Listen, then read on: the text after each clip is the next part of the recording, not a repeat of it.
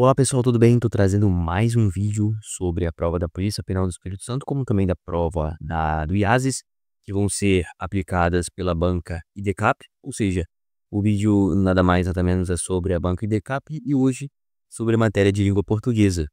Eu gostaria de abordar no vídeo de hoje os dois conteúdos que estão aparecendo aí na tela, que eu filtrei no meu site de questões, que eu gosto de usar, que é o que? Concursos. E os dois assuntos são regência e concordância, tanto concordância verbal como também concordância nominal. Por que esses dois assuntos? Porque são assuntos bem enjoadinhos e assuntos que eu percebi que tem uma recorrência muito grande nas provas de língua portuguesa e a EDCAP aplica, além, claro, dos conteúdos que eu passei no último vídeo de língua portuguesa da banca EDCAP que eu trouxe. Beleza, então bora pro vídeo que eu vou trazer algumas questões e alguns conceitos que podem ajudar vocês a resolver questões que caiam esses dois conteúdos, beleza? E galera, antes de começar a falar de regência, tem que deixar muito claro que a regência não é um conteúdo isolado, porque ela requer que você saiba outros conteúdos. Não é muito simples igual a acentuação gráfica, com que você pode não saber, sei lá, análise sintática e pode saber acentuar uma palavra. Ela depende de outros conteúdos, a regência. Por quê? Você vai se deparar com casos de crase, você vai se deparar em casos que você precisa saber a transitividade verbal do verbo. E regência nada mais é do que eu vou ver se tem a preposição ou não, se exige ou não a preposição e como que eu vou saber isso. Ué, eu vou ter que identificar se o verbo é transitivo direto, se o verbo é transitivo indireto, se é VTDI. Enfim, não é um conteúdo muito simples, muito supérfluo que você consegue pegar sem saber os outros, beleza? Por isso, obviamente, se você tiver uma dificuldade, talvez seja em razão disso. Mas enfim, a questão que eu quero trazer, a primeira questão, como eu sempre falo das questões da EDCAP, questões em tópicos e em que pedem, em que é pedido as afirmativas corretas. Muito clássico esse tipo de questão. Ele quer regência, ele quer as que tem erro na regência, não as corretas. Labradores costumam ser cães muito fiéis aos tutores, correto? João Pedro está completamente adaptado com o novo trabalho. Essa assertiva está incorreta porque quem se adapta a algo, não se adapta com algo. Estou adaptado ao serviço, estou adaptado à escola. Aqui não teria o com, mas sim seria adaptado ao trabalho novo, no caso. Ou seja, assertiva 2, incorreta. Então, o que não tem 2 eu já posso tirar. Pelo menos é assim que eu gosto de trabalhar as questões. O ex-detento deve ser sempre reinserido na sociedade, certo? O filme não era adequado com a idade das crianças. Novamente, o mesmo erro. O correto seria: o filme não era adequado à idade das crianças. Seria uma junção, como eu falei. Aqui teria uma crase, porque teria uma preposição a juntando com o artigo a, que é exigido por idade, e aí crase, questãozinha de crase. Ou seja, também está errado. A 4 é uma assertiva incorreta. E a última, Marcos tinha muito certeza, até explanei a resposta. Marcos tinha muito certeza que iria bem na prova. Obviamente, não é muito. É muita certeza. Até pelo som, né? Você já consegue identificar que essa assertiva também é incorreta. Logo, a alternativa correta, letra B. Beleza? E pessoal, eu falei da grande importância que tem a crase para você entender a regência, tanto é que eu acho uma questão de crase. Eu resolvi que seria interessante a gente aproveitar essa questão, que apesar de ser fácil, a gente pode extrair uns conceitos muito interessantes dessa questão. A questão de crase relativa ao verbo ir, e ele quer a alternativa incorreta, beleza? Aí ele traz: irei a Campos do Jordão durante a noite. A noite tem crase? Tem, porque é uma locução feminina. Irei a Campos. Quem vai a Campos volta. Quem vai a Campos volta de Campos. Se é volta de, não tem crase. Se é volta da, tem crase. É uma, digamos que regra, é um macete que a gente geralmente usa para ver se o local que está sendo analisado exige ou não crase. No caso aqui está certo. Quem vai a Campos volta de Campos. Quando chegamos ao Rio de Janeiro, fomos na Lapa. Tá errado, né? Eu acho que pode destoar até novamente pelo som. Eu acho que se o cara não soubesse, ele até chutaria nessa. Quem vai a Lapa volta da Lapa, eu acredito, né? mas está incorreto. O correto seria o A. No próximo verão, iremos a Salvador. Quem vai a Salvador volta de Salvador, então beleza, tá correto. Você precisa ir a Recife. Quem vai a Recife, volta de Recife, então tá certo o A sem crase. Logo, alternativa B. E a gente usou para lugares, obviamente. Ah, mas e se fosse você precisa ir a Recife, a Recife das praias, por exemplo. Você precisa ir a Recife das praias. Teria crase? Aí teria. Mesmo sendo o D, né? O macetinho do volta D. Por quê? Porque seria um lugar especificado. Eu teria trazido uma especificidade para o local. Quando isso acontece, sempre vai ter crase, beleza? Só uma regrinha, uma exceção talvez caia, né? Vai que. E galera, agora uma questão de concordância. Concordância verbal, ou seja, eu vou analisar se existe a concordância em gênero e número entre o sujeito e entre o verbo da oração a ser analisada.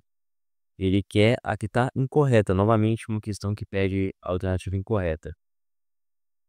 Manter o barulho de ruas, avenidas e estradas abaixo dos 55 decibéis poderia salvar 110 mil vidas por ano.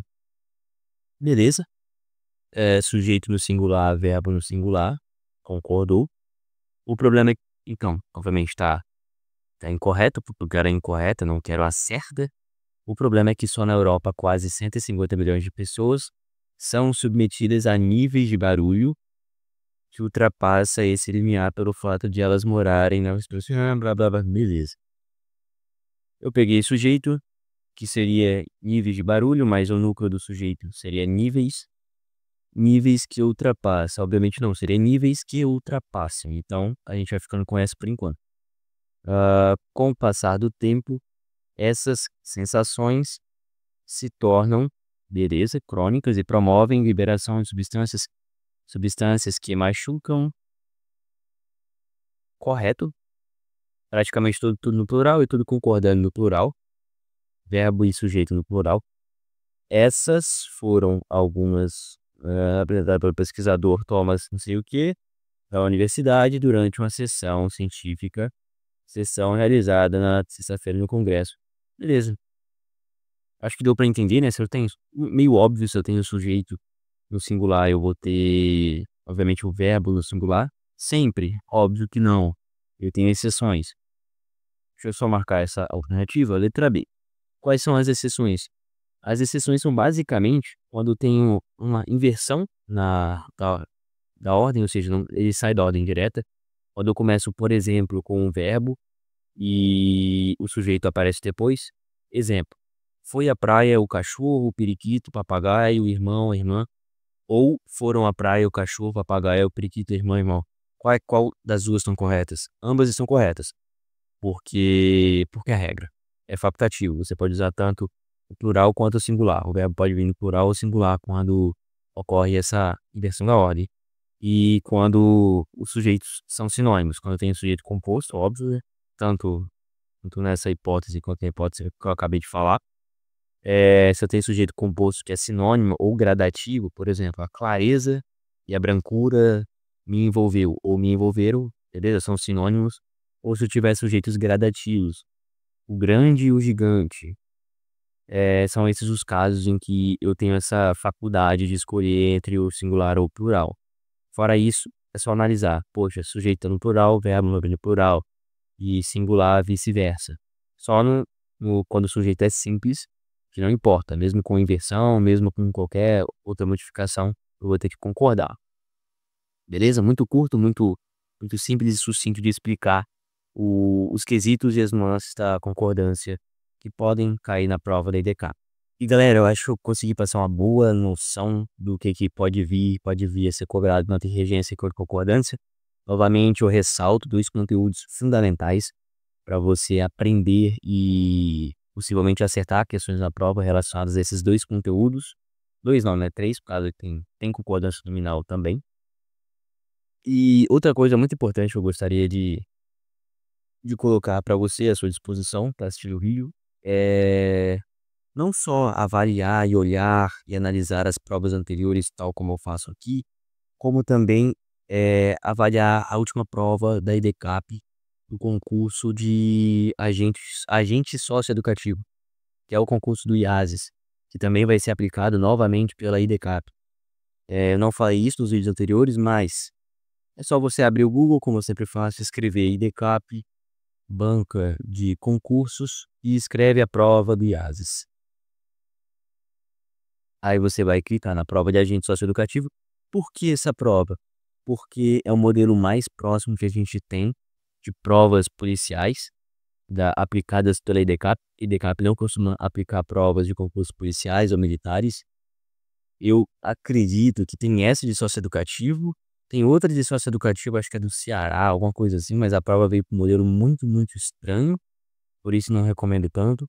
Fora isso, é exceção da exceção provas no âmbito policial aplicadas pela EDCAP. Por isso, sugiro essa prova, até porque é do IASES, que vai ser um concurso que está vindo aí, junto com a Polícia Penal, e, e é do Espírito Santo. Aí o que eu peço a você? Além de estudar, obviamente, cara, dá uma olhada, o que cai, ó, funções da linguagem, função da linguagem e figuras de linguagem, que é outros dois conteúdos muito importantes que caem nas provas do EDCAP. Eu não abordei aqui porque é possível que não venha no edital da Polícia Penal, por exemplo. Figuras de linguagem e função, pelo menos figuras geralmente não caem em provas policiais, por isso que eu nem abordei ainda, mas são dois conteúdos que caem bastante nas provas do EDCAP. Acentuação gráfica de novo. Ou seja, deixa eu ver se tem alguma questão que a gente estudou hoje. Ué, não, acentuação, função da linguagem de novo, interpretação. Ah,